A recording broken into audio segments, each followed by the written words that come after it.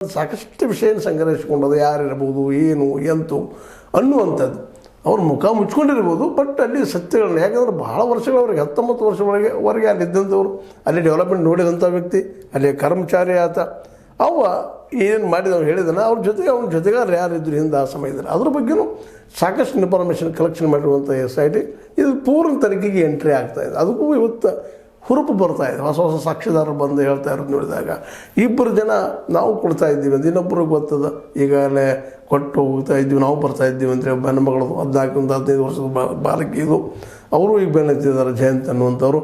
ಒಟ್ಟಾರೆಯಾಗಿ ಸಾಕ್ಷಿದಾರ ಹೆಚ್ಚಾಗ್ತದೆ. ಇಲ್ಲಿವರೆಗೆ ಜನ ಭಯ ಬಿಡ್ತಾ ಇರಲಿಲ್ಲ, ನಮಗೇನು ಮಾಡೋದು ಬೇಡವು ಸಾವರಿ ಅಂತೇಳಿ ಭಯ ಪಡ್ತಾಯಿದ್ರು. ಇವತ್ತು ಭಯ ನಿಧಾನಕ್ಕೆ ಕಡಿಮೆ ಆಗ್ತಾಯಿದೆ. ಕಾರಣ ಅಂದ್ರೆ ಒಂದನೇದು ಈ ವಕೀಲರ ಹೋರಾಟ ಆಗಿರ್ಬೋದು, ಜೊತೆಗೆ ನಿರಂತರ ಹೋರಾಟವನ್ನು 3-4 ಜನ ಮಾಡ್ಕೊಂಬೋದು, ಒಂದು ಗುಂಪು ಮಾಡ್ಕೊಂಬಂತಿದ್ದೇನೆ. ಅವ್ರು ನಾವು ಎಷ್ಟು ಥ್ಯಾಂಕ್ಸ್ ಹೇಳಿ ಕಡಿಮೆ. ಒಂದು ಮಟ್ಟನವರಾಗಿರ್ಬೋದು, ಎರಡನೇದಾಗೆ ನಮ್ಮ ತಿಬ್ರುಡಿ ಅವರಾಗಿರ್ಬೋದು, ರವಿ ಪ್ರಸನ್ನ ಅವರಾಗಿರ್ಬೋದು, ಇಂಥವ್ರು ಒಂದಿಷ್ಟು ಸಾಮಾಜಿಕಗಳಿದ್ದಂಥವರು. ಇವರು ಸ್ವತಃ ರೈಟ್ ವಿಂಗದ ಪ್ರಬಲವಾದಿಗಳಿದ್ದರೂ ಸಹ, ಹಿಂದುತ್ವದ ಪ್ರಬಲವಾದಿಗಳಿದ್ದರೂ ಸಹ ಅನ್ಯಾಯ ನೋಡಿ ಪ್ರತಿಭಟಿಸಿ ಇಲ್ಲಿವರೆಗೆ ಜೀವಂತಿಟ್ಕೊಂಡು ಅಲ್ಲಿ ಕೋರ್ಟ್ಗಳಿಗೆ, ಹೈಕೋರ್ಟ್ಗಳಿಗೆ, ಸುಪ್ರೀಂ ಕೋರ್ಟ್ಗಳಿಗೆ ಹೋರಾಟ ಮಾಡ್ತಾ ಈ ಒಂದು ಮೂಮೆಂಟನ್ನು ಜೀವಂತಿಟ್ಟು ಬಂದಂಥವ್ರು. ಅದರಲ್ಲೇ ಅವ್ರು ಒಂದಿಷ್ಟು ಏನೋ ಫ್ಯಾಮಿಲಿ ಬೆನ್ನು ಹತ್ತಿದ್ದಾರೆ. ಅದು ಇನ್ನೂ ಇದು ತನಿಖೆ ಆಗ್ತಾಯಿಲ್ಲ.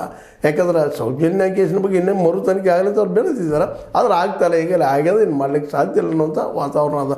ಅಟ್ಲೀಸ್ಟ್ ಆ 3 ಜನ ನರ್ಸ್ಗಳ ಬಗ್ಗೆ CBI ಒಂದು ಸಜೆಷನ್ ಕೊಟ್ಟಿದ್ದನ್ನು ಅವ್ರನ್ನಾದರೂ ಎನ್ಕ್ವೈರಿ ಮಾಡಿದ್ರು, ಅದು ಆಗ್ತಾಯಿಲ್ಲ.